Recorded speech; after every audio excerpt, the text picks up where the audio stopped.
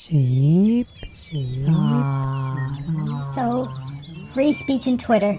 That's what we're talking about today. And it's really not even about Twitter.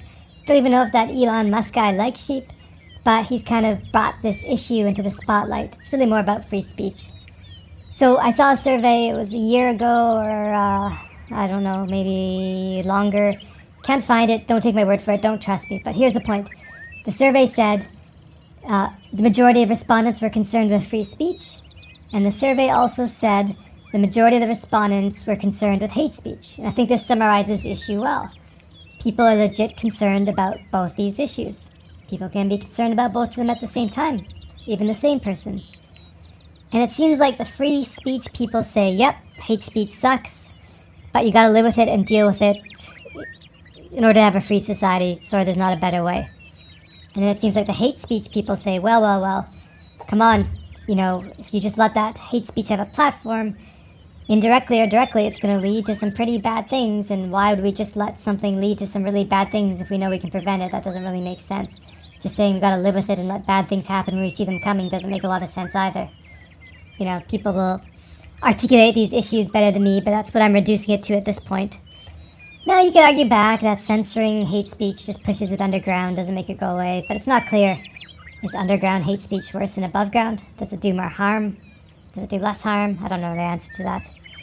I think we take free speech for granted. I was reading a story the other day about poor female TikTokers in Egypt going to jail for years just because they made TikToks that were against the government approved or whoever controls things there approved point of view.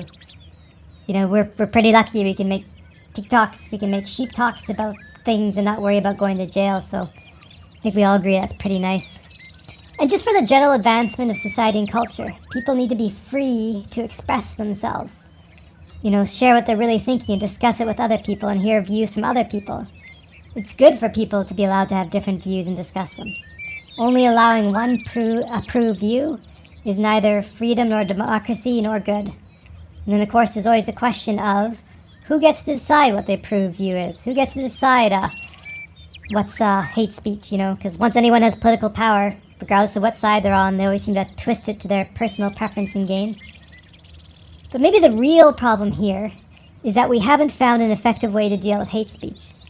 Censoring is one option, and it comes at a price. Some are willing to pay it, some not. Just letting it run rampant is another option. And, that's not great either. It can't be the best compromise. So wouldn't the best case scenario be a free society where people are free to express different views, but there were also mechanisms to prevent and respond to hate speech? Maybe that's where we need to be focusing our energy. Maybe both sides of the debate can get together on this point, despite their ideological differences, and, come up with a new creative vision that goes beyond all these boring, repeated tropes on the subject from both sides.